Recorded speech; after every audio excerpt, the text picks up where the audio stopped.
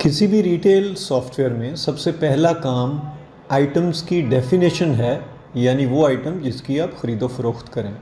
तो हम इसमें सीखेंगे कि आइटम कैसे डिफ़ाइन किया जाता है। डैशबोर्ड पे आप हों तो डिफ़ाइन आइटम से आइटम डेफिनेशन पे जा सकते हैं, या आइटम्स के मेन्यू में आइटम डेफिनेशन को क्लिक करके हम आइटम डेफिनेशन की स्क्रीन पर जा सकते हैं। आइटम डेफिनेशन की स्क्रीन पर हमारे पास पहले से डिफाइंड तमाम आइटम की लिस्ट आ रही होती है। हम इनमें से अगर किसी आइटम को सर्च करना चाहें तो डिपार्टमेंट, आइटम कोड या आइटम नेम की बुनियाद पर सर्च कर सकते हैं। सर्च के बटन दबाने से वो स्पेसिफिक डेटा आ जाएगा, और ये सर्च क्राइटेरिया को रीसेट करने के लिए रीसेट के बटन को क्लिक करते हैं। अब हम देखते हैं कि न्यू आइटम कैसे डिफ़ाइन करेंगे। न्यू के बटन को क्लिक करें तो हम आइटम डेफिनेशन के स्क्रीन पर आ जाते हैं। यहाँ पर ये स्क्रीन एक मिनिमल कॉन्फ़िगरेशन में है, यानी वो कम से कम चीज़ें जो हमें आइटम डेफिनेशन के लिए देनी ज़रूरी हैं वो हमें येलो में नज़र आ रही हैं। हम सबसे पहले एक डिपार्टमेंट सेलेक्ट करते हैं जिसके अगेंस्ट आइटम डिफ़ाइन करना है, फिर आइटम कोड देंगे। ये सी के बटन को प्रेस करने से वो आइटम कोड ऑटोमेटिकली जनरेट हो जाएगा। आइटम नेम हम यहाँ पर खुद टाइप करेंगे।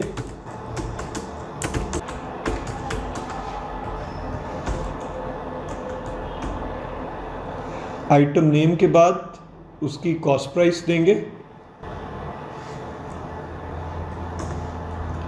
और सेल प्राइस, और इसके बाद हम सेव का बटन प्रेस करें तो हमारा नया आइटम डिफ़ाइन हो जाएगा।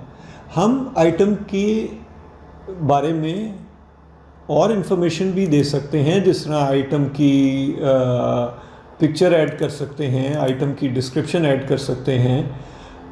लेकिन इस वीडियो के स्कोप में हम सिर्फ आइटम की बेसिक डेफिनेशन देखेंगे और आइटम की बाकी एडिशनल इन्फॉर्मेशन के बारे में अभी बात नहीं करेंगे। जो आइटम डिफ़ाइन हो गए हैं हम उनमें तब्दीली भी कर सकते हैं।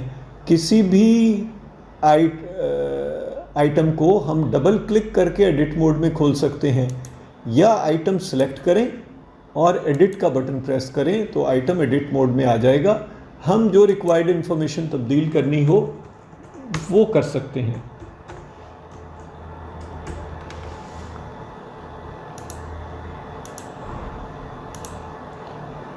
और अपडेट का बटन प्रेस कर दें, आइटम का डेटा तब्दील हो गया। अगर हम चाहें तो हम आइटम को डिलीट भी कर सकते हैं। सिर्फ वो आइटम डिलीट हो सकते हैं जिसके बारे में अभी मज़ीद इन्फॉर्मेशन, यानी उसकी इन्वेंट्री या सेल फीड ना हुई हो। दूसरे लफ्ज़ों में सिर्फ नया आइटम ही डिलीट हो सकता है। आइटम की स्क्रीन पर आप इन्फो आइकॉन्स देख रहे हैं। जहाँ भी कोई इनपुट है और किसी तफसील की ज़रूरत है तो आप इन्फो आइकॉन को क्लिक करके पढ़ सकते हैं। आपकी तवज्जो का शुक्रिया।